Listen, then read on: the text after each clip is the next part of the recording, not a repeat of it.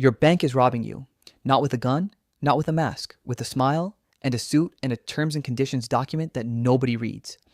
And the craziest part, it's completely legal.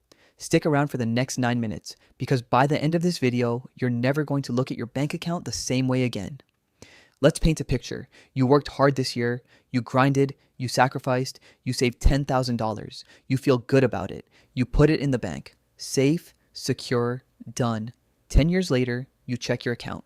Still 10,000. You smile. But here's the slap nobody prepared you for. That $10,000, it now buys you 40% less than it did 10 years ago. Your balance didn't move, but your money, it got eaten alive. Welcome to FinanceSlaps, where we tell you the stuff your bank hopes you never figure out. If this is your first time here, smash that subscribe button. You're going to want to see what comes next. All right, let's talk about the real villain here. Its name is inflation.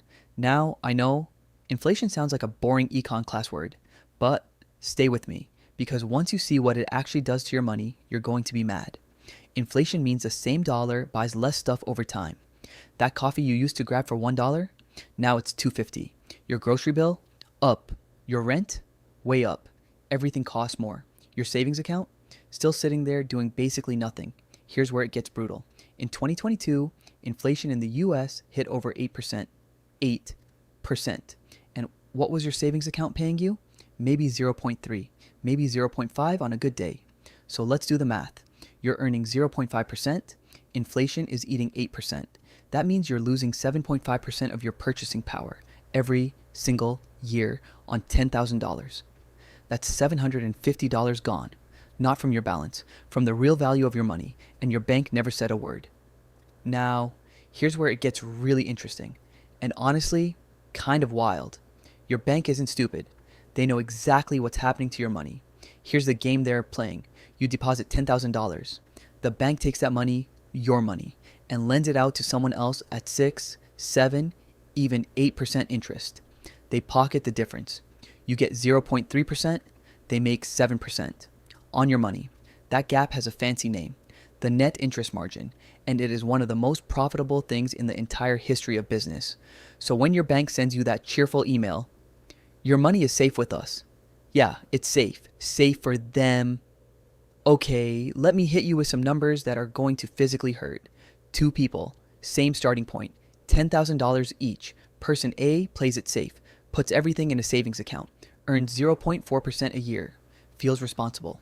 Person B puts it into a simple index ETF, tracks the market, earns around 7% a year historically.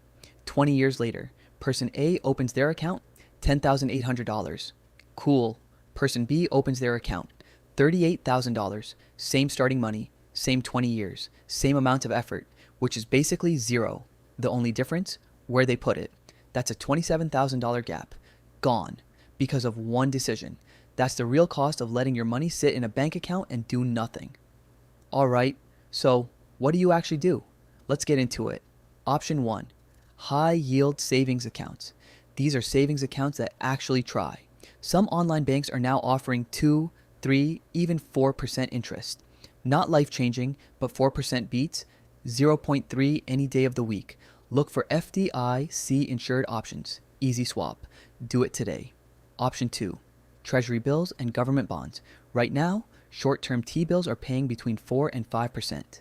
Backed by the US government. Lower risk than stocks. Better return than your bank. This is the move a lot of people are sleeping on. Option 3. Index ETFs. This is the long game.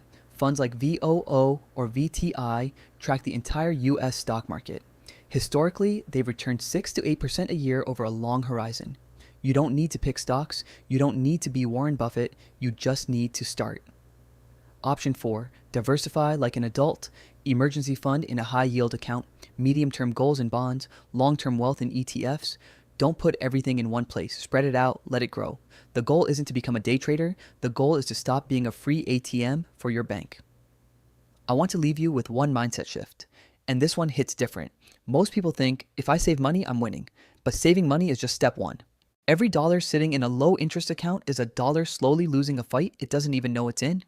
Your bank built this system on purpose, not because they're evil, because it's insanely profitable, but now you know the game. And knowing the game is how you start winning it. Let's do a quick recap before you go. Inflation is silently destroying your purchasing power. Even when your balance looks fine, banks are profiting off the gap between what they pay you and what they earn from your money. Over 20 years, the difference between a savings account and a simple ETF can be $27,000 or more. And better options exist: high yield accounts, T-bills, index ETFs that most people never touch because nobody told them. Until now. If this video slapped you awake, hit that like button. Seriously, it helps more people find this stuff. And if you want the next step, I made a full breakdown on how to build your first ETF portfolio from scratch. It's linked right below. Subscribe to FinanceSlaps. New videos every week. No fluff, no filler. Just the financial truth your bank doesn't want you to hear. I'll see you in the next one.